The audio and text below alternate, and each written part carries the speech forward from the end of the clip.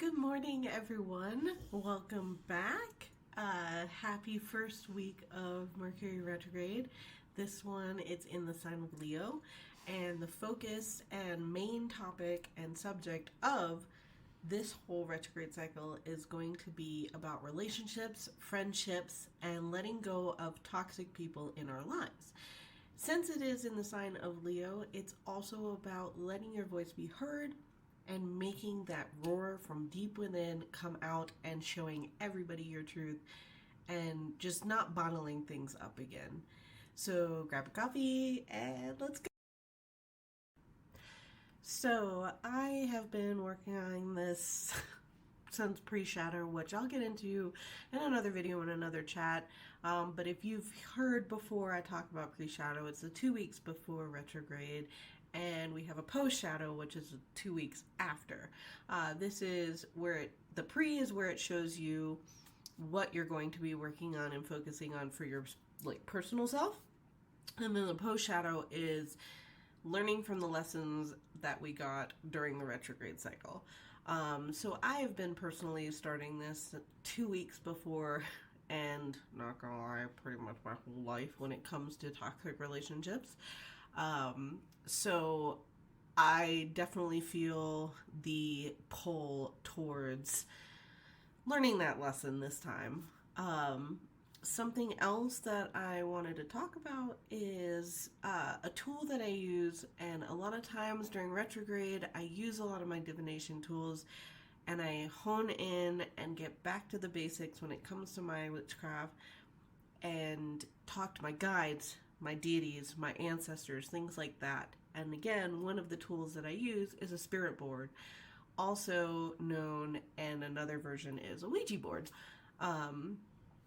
These have been around for centuries and centuries of communicating with the other side and other beings. It was made popular by The Exorcist, and when I said made popular, it became a board game, and a lot of us knew it as a kid. And who wasn't 10 years old and wanted to see if Joe Schmo in the third row was going to be their husband one day? But the problem with that is it's an actual real tool of divination, and a lot of people that use these as children, even teenagers, even young adults, even into adulthood, they don't use it with respect, and they don't know how to begin, end, and how to protect themselves. So a lot of times with these Ouija boards and these spirit boards, they become scared and, oh, I don't use that. Oh, no. So I just wanted to talk about some of the happy and healthier ways that you can use these tools for. So I'm going to start with the first time I remember using one of these, and yes, it was when I was very, very young, and again, did not use it properly, so a lot of crazy things happened. I was probably about 7 or 8 years old, if I remember, and my friends and I were at her grandparents' house, and we found one under the bed, and gosh, this sounds like Venture to a movie anyway. And we put it on the bed, and it was her cousins, me, and I vaguely remember one other person. I don't remember who they were. But we turned the lights off, and we started asking questions, started playing around with it, and all of a sudden, the lights started flickering back on, the clock went and said crazy numbers on it. It was flashing. It was unplugged too, which was even scarier for kids. And there just was crazy noises around us, and we threw it back in the box and put it back under the bed and went out, and we laughed about it. We were like, oh my god.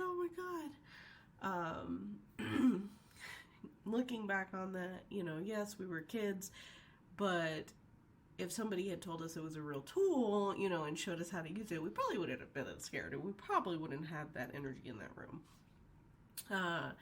Flash forward again to a few years from there. I was in grade school. My friends and I did it again. They all wanted to see who they were going to get married to, and again, strange things started to happen. So when I was probably about 2022, I read an article about using spirit boards and the history of them and where they came from, as far as like how people used to use them in the past. And I realized that myself, and most of the people in this country and world, we weren't using them properly. And what we were doing is we were just letting these beings, these energies, these entities come into our space, use our energy, and do whatever the hell they wanted. So I made it a point to give it respect, learn about it, start using it for good, and here we are today. One of the first things I did with a spirit board was about 5 years ago. I want to say first things I did with a spirit board. I should say one of the first things I did with a spirit board after my father passed away was about 5 years ago, after he passed away. And I really was just really sad, really upset, really lonely, missed him, and just needed his guidance. I was going through a tough time, and we were in California. I was not happy there. I missed my home. I missed the Rockies, the whole ordeal. And I got a magazine that I had kept that had a spirit board on the back of it. And I was like, oh, you know what? Let's see. Let's try this out. So I did. I prayed to my deities for protection and to protect the space. I opened my circle and I asked my spirit board, only allow whom I want to speak with into the energy, into the space. Anyone else, sorry, I don't really want to talk to you right now, kind of thing. I set up my protections, I had my crystals, everything set up, and I spoke to my dad. It was a great conversation. It was an amazing feeling. It was wonderful to have that experience. When we were done, I said goodbye. I closed the circle. I closed the energy in the space as far as using that spirit board. I put it away and I saged. Everything was fine. There was no spookiness. There was no weird things happening, no lights flickering, none of that. It was awesome. It was such a good experience. So I wanted to share that with you guys. So I'm sure some of you have tried it before, maybe had the same experience as far as getting spooky things that are happening to you. But let me share some tips on how you can use this in your practice, communicating with your guides, your ancestors, spirit animals, beings from other universes. You can actually use this tool for a lot of amazing things. And some of the ways to help you not have the spookiness happen is, when you're putting your board out, I want you to grab some sage and you're going to sage the board and you're going to consecrate it to only you using it at the moment. Don't invite your friends, family members, none of that at first. Just you. Cleanse it, consecrate it, set your intentions as far as what you want to do with it, who you want to communicate with, and then set up your crystals, quartz, rose quartz, amethyst, labradorite. You're going to want a lot of protective and cleansing crystals around you. Light some candles. You don't have to turn the lights off unless you want to. It helps some of us focus, so it's up to you.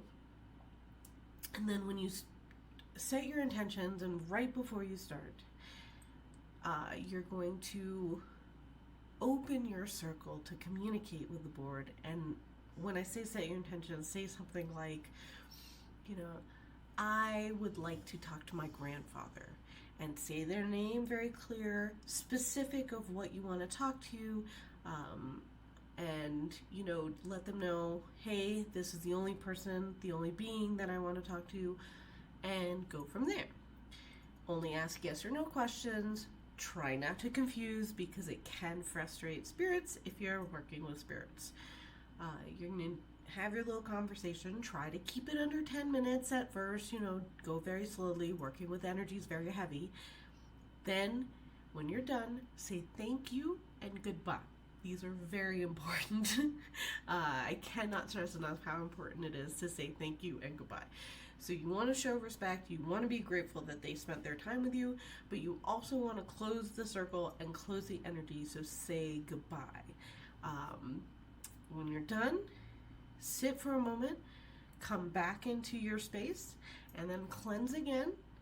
Remove any cords from communicating with the spirit board. Put it up. You're done. Easy peasy. Now, what do we do if there's a being or a guide or something that kind of scares you or you did not ask to come into your circle? So what you're going to do is say, thank you very much. Please leave. Be very commanding. You don't want to disrespect me, you don't want to demand something, but be commanding, be forceful. Thank you very much. You are not the one that I want to talk to at the moment. Please leave. Really simple. If you do forget to cleanse afterwards, or if you get interrupted and you need to cut this short and you forget to say goodbye, or you forget to close your circle and you forget, you don't have the time to do anything, that's fine.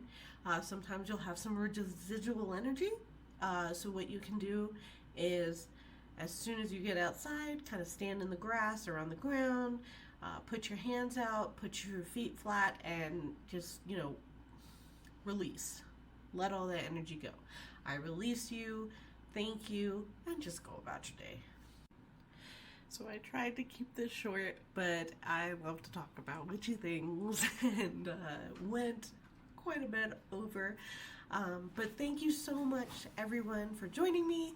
And please let me know of any positive experiences you have with spirit boards, Ouija boards. If you are nervous about using one, ask any questions. Just leave me a comment and I'll just, let you know from experience. Other than that, thanks again for joining, and I hope you guys have a safe, happy, healthy, and not so stressful retrograde. Bye.